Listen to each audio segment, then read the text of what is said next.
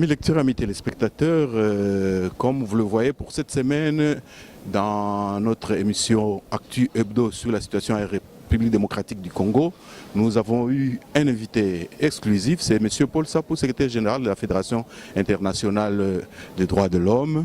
Entre deux avions, il a pu nous accorder l'interview que vous allez suivre. Merci et à la prochaine.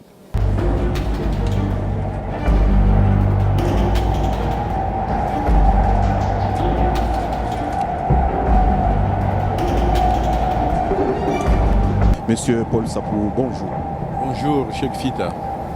Je vous surprends ici entre deux avions, mais je profite de l'occasion quand même pour que vous nous donniez votre analyse de l'actualité urgente dans notre pays. Cette semaine, il y a eu beaucoup de choses. Pour vous, quelle est l'actualité qui vous a le plus marqué? Eh bien, une ou deux choses, pour ne pas faire long, puisque je dois vite monter, sinon je rate mon avion.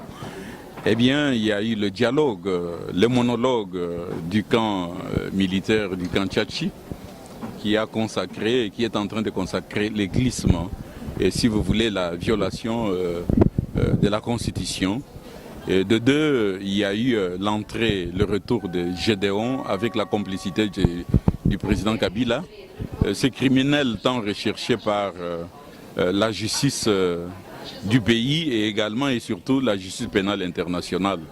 Il y a eu également d'autres faits qui sont soulignés, mais par rapport au dialogue, c'est regrettable de constater qu'il y a nos amis du Front citoyen comme Sami Badibanga et d'autres qu'on a vus qui sont pratiquement Vital Kamere, qui sont allés à ce dialogue. Ils étaient membres du Front citoyen, mais ils se sont auto-exclus pour la simple raison que les Fronts citoyens militent pour le respect pur et simple et un respect strict de la Constitution.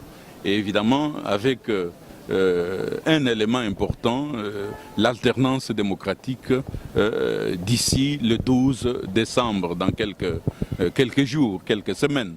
Mais ils sont allés dans un dialogue qui n'en est pas, puisque n'étant pas inclusif, ils ont cautionné tout ce qui va violer cette constitution et qui a déjà violé cette constitution, puisque la CENI n'a pas convoqué les élections le 19 septembre dernier et il y a eu beaucoup de violations des droits de l'homme sur lesquelles nous travaillons et pour lesquelles des sanctions seront prises à l'endroit de ceux qui ont commis, si vous voulez, ces violations des droits de l'homme dans le chef du gouvernement congolais et des services de sécurité, la police et l'armée. Alors, par rapport maintenant à l'entrée de Gédéon, c'est regrettable et maintenant on comprend très bien qui ont toujours soutenu Gédéon, qui l'ont toujours encadré, des gens comme John Numbi, avec la complicité et l'autorisation du président Kabila. Et John Numbi a fait le cinéma avec les Kalev, Moutom et les gouverneurs Kazembe, etc.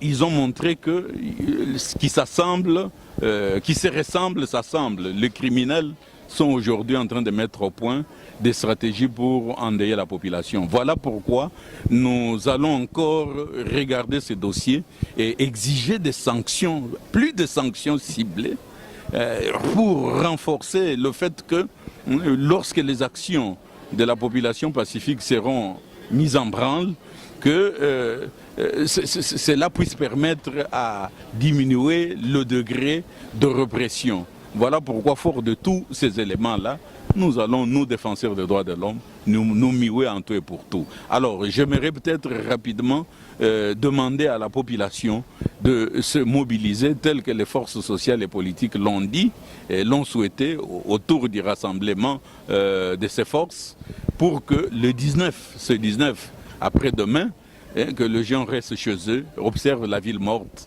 en attendant d'autres actions qui doivent suivre. Et surtout, nous, défenseurs des droits de l'homme, nous allons encore multiplier des actions pacifiques telles que les poursuites judiciaires et les sanctions ciblées d'ici là. Donc il y a un programme, un calendrier qui est prévues pour cela, tant au niveau des organisations de défense des droits de l'homme que des forces sociales et politiques qui se retrouvent dans le groupement du Front citoyen 2016 et également au niveau du rassemblement de ces forces que dirige M.